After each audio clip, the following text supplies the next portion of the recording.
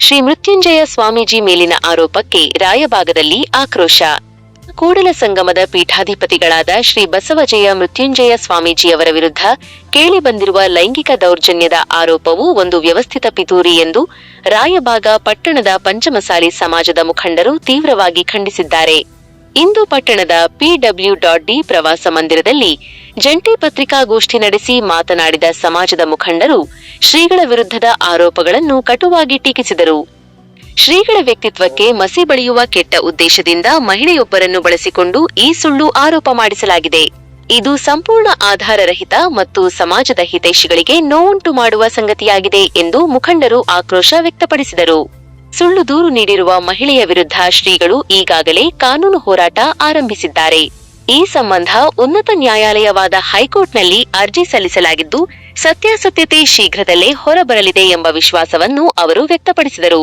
ಶ್ರೀಗಳು ಪಂಚಮಸಾಲಿ ಸಮಾಜದ ಅಭಿವೃದ್ಧಿ ಹಾಗೂ ಮೀಸಲಾತಿಗಾಗಿ ನಿರಂತರವಾಗಿ ಹೋರಾಡುತ್ತಿದ್ದಾರೆ. ಇದನ್ನು ಸಹಿಸದ ಕೆಲವು ಪಟ್ಟಭದ್ರ ಹಿತಾಸಕ್ತಿಗಳು ಇಂತಹ ಕೃತ್ಯಕ್ಕೆ ಮುಂದಾಗಿವೆ.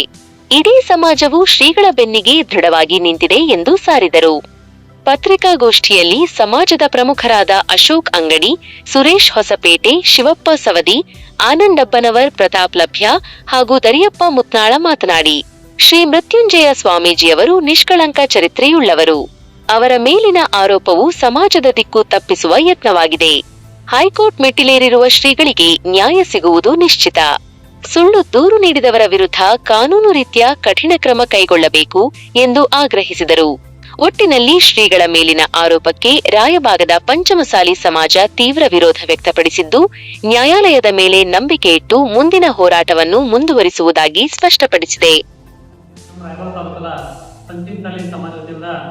ಒಂದು ನಮ್ಮ ರಾಯಬಾಗ ಪ್ರವಾಸ ಮಂದಿರದಲ್ಲಿ ಒಂದು ಪ್ರತಿಭಟನೆ ಕರೆದಿದ್ದೇವೆ. ಏನಪ್ಪ ಅಂತಂದ್ರೆ ಇವತ್ತಿನ ದಿವಸ ಜಯಮೃತ್ಯುಂಜಯ ಸ್ವಾಮೀಜಿ ಮೇಲೆ ಆಗಿರುವಂಥ ಒಂದು ಅನ್ಯಾಯದ ವಿರುದ್ಧ ಇವತ್ತೊಂದು ಇಲ್ಲಿ ಪ್ರತಿಭಟನೆ ಕರ್ತೇವೆ. ನಮಗೆಲ್ಲ ಗೊತ್ತಿರ್ಬೋದು, ಈಗ ಸ್ವೀಟ್ ನ್ಯೂಸ್ ಅಂತ ಒಂದು ಸುದ್ದಿ ಮಾಡ್ತಾ ಇದೆ. ಏನಂತೇಳಿ ಒಂದು ಸಂತ್ರಸ್ತ ಮಹಿಳೆ ಆಕೆ ಒಂದು ಫೋಟೋ ತೋರಿಸ್ತಾ ಇದ್ದಾರೆ. ಆ ಫೋಟೋದಲ್ಲಿ ಇರುವಂಥ ವ್ಯಕ್ತಿ ಇವತ್ತ ಸೌದತ್ತಿ ಅಂತ ಹೇಳಬೇಕು ಮೇಡಮ್ ಇದ್ದಾರೆ. ಇವತ್ತು ಅವರು ಕೂಡ ಏನೇ ಸಂತ್ರಸ್ತ ಮಹಿಳೆ ಅಂತ ಇದ್ದಾರಲ್ಲ, ಆ ಸಂತ್ರಸ್ತ ಮಹಿಳೆ ನಾನಲ್ಲ, ಇದು ನನ್ನ ವಿರುದ್ಧ ಪಿತೂರಿ ನಡೀತಿದೆ ಅಂತ ಹೇಳಿ ಇವತ್ತು ಹೈಕೋರ್ಟ್ನಲ್ಲಿ ಕೇಸ್ ದಾಖಲು ಮಾಡಿದ್ದಾರೆ. ಅದೇ ತರನಾಗಿ ಪೂಜ್ಯರ ಮೇಲೆ ಒಂದು ಏನು ಮಹಿಳೆ ಒಂದು ನನ್ನ ಮೇಲೆ ಅನ್ಯಾಯ ಇದೆ ಅಂತ ಹೇಳೋದೇನು ನಾಗರತ್ನ ಮೇಡಮ್ ಕಡೆ ಒಂದು ಬೇರೆಯವ್ರಿಗೆ ಲೆಟರ್ ಕೊಡ್ಬೇಕಿದ್ರಲ್ಲ, ಆ ಲೆಟರ್ ಕೊಟ್ಟು ಕೂಡ ಅವರು ಇವತ್ತು ಎಸ್ಕೇಪ್ ಆಗಿದ್ದಾರೆ. ಅದು ಎಸ್ಕೇಪ್ ಆಗ್ಬೇಕಾದ್ರೆ ಹಲವಾರು ಕಾರಣಗಳಿವೆ. ಇದಕ್ಕೇನೋ ರಾಜಕಾರಣಿಗಳು ಒಂದು ಸಂಪೂರ್ಣ ಹತ್ತಿಕ್ಕುವಂಥ ಕೆಲಸ ನಾವು ಕೂಡ ಹಲವಾರು ಬಾರಿ ಪ್ರತಿಭಟನೆಯಲ್ಲಿ ಹುಟ್ಟಿದ್ದೇವೆ. ಇದು ಏನಂತ ಹೇಳ್ಬೇಕಂತಂದ್ರೆ ಇದರಲ್ಲಿ ಮುಖ್ಯವಾದ ರಾಜಕಾರಣಿಗಳ ಇಚ್ಛಾಶಕ್ತಿ. ಯಾಕಂದ್ರೆ ಇವತ್ತು ರಾಜಕಾರಣಿಗಳು ತಾನು ಬೆಳೆಯುವ ಸಂಬಂಧ ಅಡ್ಡಗಳನ್ನ ಯಾವಾಗ ಬೇಕು ಹೋಗ್ಬೇಕು ಅಂದ್ರು, ತಾವು ಬೆಳೆದ ನಂತರ ಇನ್ನು ಅಡ್ಡಗಳು ದುಡಿಯುವ ಸಂಬಂಧ ಕೆಲಸ ಮಾಡ್ತಾ ಇದ್ದಾರೆ. ಯಾಕಂದ್ರ ಶ್ರೀ ಜಯಮೃತ್ಯುಂಜಯ ಸ್ವಾಮೀಜಿಯವರು ಒಂದು ಇದನ್ನ ಪಂಚಮಸಾಲಿ ಸಮಾಜಕ್ಕೆ ಮೀಸಲಾತಿ ಬೆಳೆದ್ರು. ಅವ್ರು ಎತ್ತರ ಬೆಳೆದಿರಪ್ಪ ಅಂತಂದ್ರ ಮಕ್ಕಳೇ ಶಿಕ್ಷಣಕ್ಕಾಗಿ ಮಾತ್ರ, ಮತ್ತೆ ಯಾವುದ್ರ ಮೀಸಲಾತಿಯನ್ನು ಬೇಡಲಿಲ್ಲ. ಯಾವುದು ಪಂಚಮಸಾಲಿ ಸಮಾಜದ ಬಡ ಮಕ್ಕಳು ಮೀಸಲಾತಿ ಕೊಡುವ ಯಾವುದಕ್ಕೆ ವಿದ್ಯಾಭ್ಯಾಸಕ್ಕೆ ಮಾತ್ರ, ಯಾವುದೇ ರಾಜಕಾರಣ ಆಗಲಿ ಯಾವುದೇ ಸರ್ಕಾರಿ ನೌಕರಿಗಾಗಲಿ ಯಾವುದೂ ಬೇಡಿಲ್ಲ. ಆದರೂ ಕೂಡ ಸಹಿಸಿಕೊಳ್ಳಕ್ಕಾಗದೆ ಈ ಪಂಚಮಸಾಲಿ ಸಮಾಜ ಅನ್ನೋದು ಯಾರಿಗೂ ಕೂಡ ಗೊತ್ತಿದ್ದಿಲ್ಲ. ಈ ಸಮಾಜವನ್ನ ಹಳ್ಳಿ ಹಿಡಿದು ದಿಲ್ಲಿವರೆಗೂ ಕೂಡ ತಗೊಂಡು ಹೋಗ್ತಾರೆ ಯಾರಂದ್ರೆ ಜಯಮೃತ್ಯುಂಜಯ ಸ್ವಾಮೀಜಿಗಳು.